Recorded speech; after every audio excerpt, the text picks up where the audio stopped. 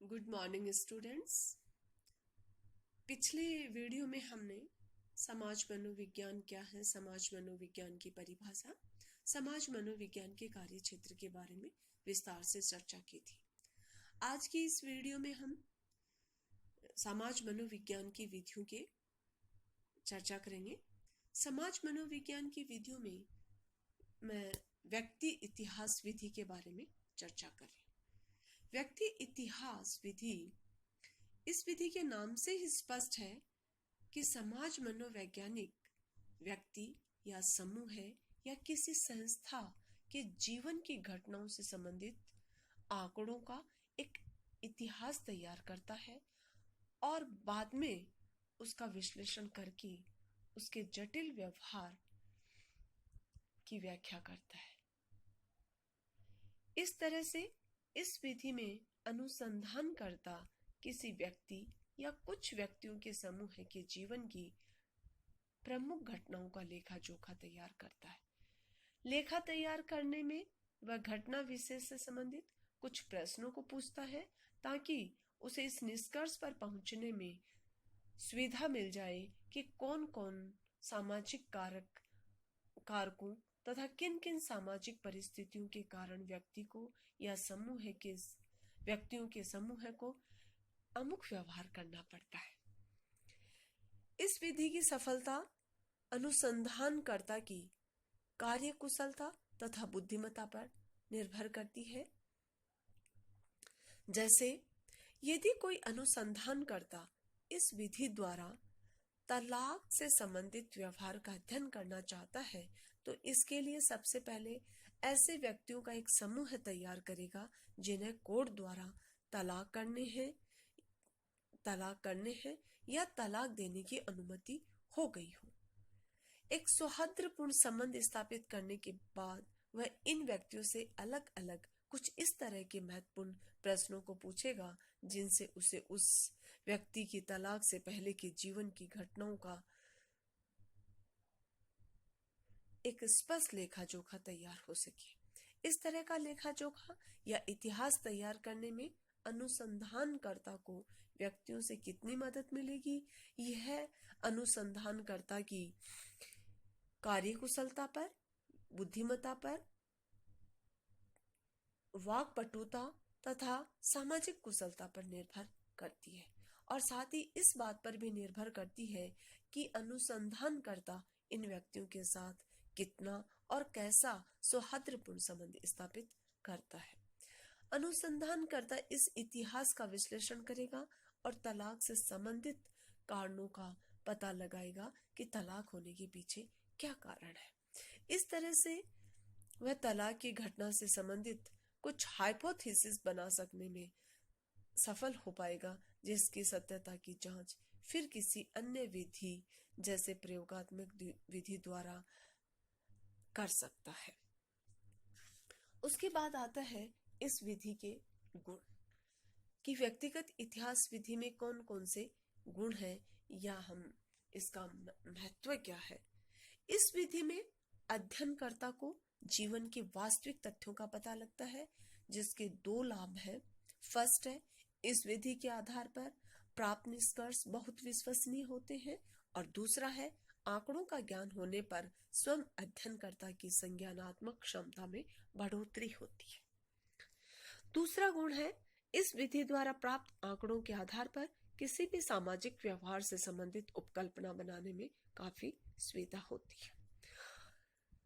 इसके साथ ही हम इस विधि की क्या कमजोरी है या इस विधि को काम में लेने में कौन कौन सी कठिनाइयों का सामना करना पड़ सकता है या इस विधि के क्या क्या दोष है। फर्स्ट है, व्यक्ति अपने जीवन की घटनाओं के बारे में सही जानकारी नहीं देता है। वह कुछ जानकारियों को छिपा लेता है तो कुछ जानकारियों को बढ़ा चढ़ाकर बता देता है जिसके कारण निष्कर्ष पर पहुंचना अध्ययनकर्ता के लिए बहुत कठिन हो जाता है। इस कारण वह सही और वैध निष्कर्ष प्राप्त नहीं कर पाता है। दूसरा पॉइंट आता है, इस विधि का प्रयोग अन्य विधियों में किसी उपकल्पना की जांच करने में नहीं किया जा सकता है। इसके बाद आती है दूसरी विधि, प्रक्षेण विधि, ऑब्जर्वेशन मेथड। ये थी व्यक्तिगत इतिहास विधि। दूसरी विधि हम कर रहे प्रक्षेण विधि या ऑब्जर्वेशन विधि। सामाजिक व्यवहार का अध्ययन करने के लिए समाज मनोविज्ञान में इस विधि का प्रयोग किया जाता है। समाज मनोवैज्ञानिक जब अध्ययन करते हैं तो अध्ययन किए जाने वाले वेरिएबल में जोड़ तोड़ नहीं कर पाते हैं, तब वे इस विधि का सहारा लेते हैं। एक समाज मनोवैज्ञानिक चिंता के प्रभाव का अध्ययन करने के लिए परियोजना को एक ऐसी परिस्थिति में रखें जहां यह कहा जाए कि उसके पिता या मां की मृत्यु हो गई है, तो यह प्रयोगात्मक नैतिकता के विरुद्ध होगा। इसी तरह से अनेक ऐसे वेरिएबल हैं जिनमें जोड़ तोड़ करके उनके प्रभाव का अध्ययन नहीं किया जा सकता, जिसके कारण ऐसी परिस्थिति में समाज मनोवैज्ञानिक इस विधि का अधिकतर सहारा लेते हैं। इस विधि में प्रेक्षक या ऑब्जर्वर व्यक्तियों के व्यवहारों का ऑब्जर्वेशन एक स्वाभाविक परिस्थितियों में करता है। ऑब्जर्वेशन वह प्रक्रिया है जिसमें ऑब्जर्वर व्यक्तियों के व्यवहारों को एक विशेष समय तक कभी हल्का हस्तक्षेप करते हुए तो कभी बिना किसी तरह के हस्तक्षेप किए ही देखता है या सुनता है और उनका रिकॉर्ड तैयार करता है, जिसके बाद में विश्लेषणात्मक व्याख्या करता है। समाज मनोवैज्ञानिकों ने ऑब्जर्वेशन के दो प्रकार बताए हैं, क्रमबद्ध ऑब्जर्वेशन और दूसरा है अक्रमबद्ध ऑब्जर्वेशन। बिकमैन ने 1976 में 3 पहलू बताए हैं इस विधि में। फर्स्ट है छिपाव की मात्रा, दूसरा है ऑब्जर्वर का रोल और तीसरा है प्रक्षेण प्रक्रियाओं में संगठन की मात्रा।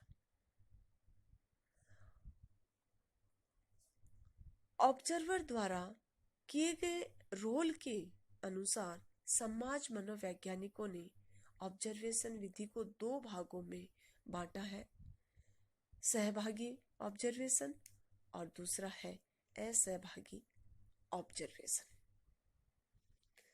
सहभागी ऑब्जर्वेशन इस प्रकार के ऑब्जर्वेशन के नाम से ही पता चल रहा है कि इसमें ऑब्जर्वर व्यक्तियों के समूह की क्रियाओं में स्वयं सहभागी होता है और उनके व्यवहारों का निरीक्षण करता है और इस उद्देश्य से ही वह समूह की क्रियाओं में हाथ बटाता है। ऑब्जर्वर व्यक्तियों के व्यवहारों के प्रत्येक पहलू के बारे में अपना रिकॉर्ड तैयार करता है और बाद में उसका विश्लेषण करता है।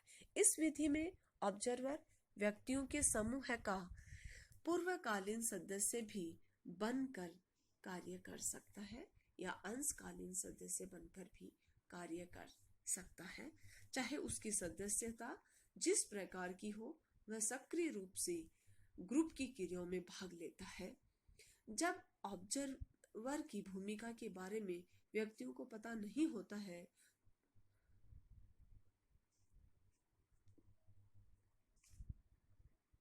तो उसे प्रच्छन्न सहभागी ऑब्जर्वेशन, और जब लोगों को ऑब्जर्वर की भूमिका के बारे में पता होता है तो उसे अति प्रच्छन्न सहभागी ऑब्जर्वेशन कहा गया है। सहभागी ऑब्जर्वेशन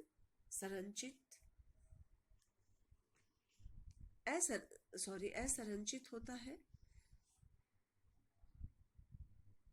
इसके बाद आता है इस विधि के गुण या इस विधि की दोष।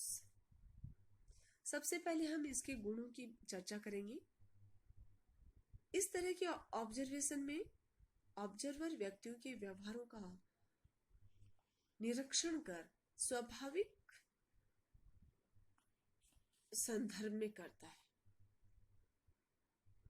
जिसके कारण वह व्यक्तियों के प्रत्येक व्यवहारिक पहलू जिससे किसी व्यवहार का विशेष अर्थ समझा जा सके को सही रिकॉर्ड कर उसका विश्लेषण करने में सफल होता है, जिससे परिणामों की सार्थकता काफी बढ़ जाती है। दूसरा पॉइंट है, सहभागी ऑब्जर्वेशन कई दिनों तक चलता है, जिसके कारण इसमें जो सूचनाएं प्राप्त होती हैं वे काफी व्यापक और अर्थपूर्ण होती हैं।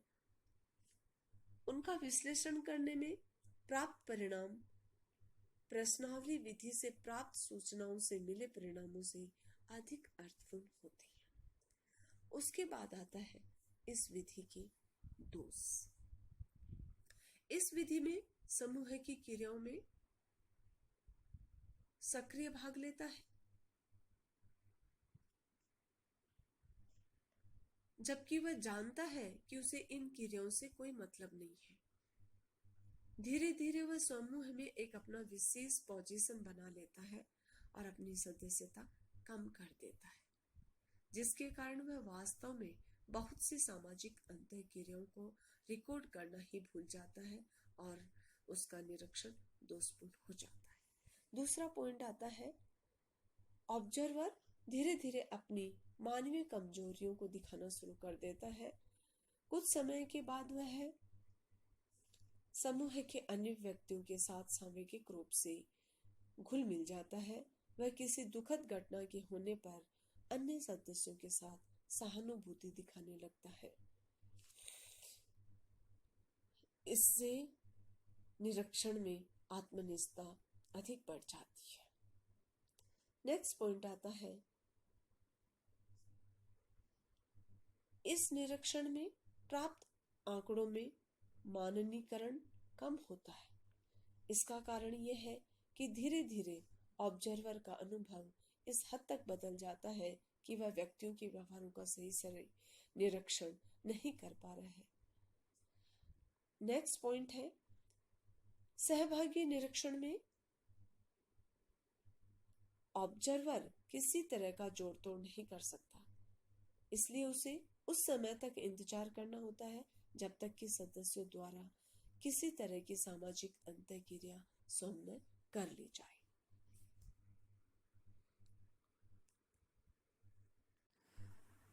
Good morning students,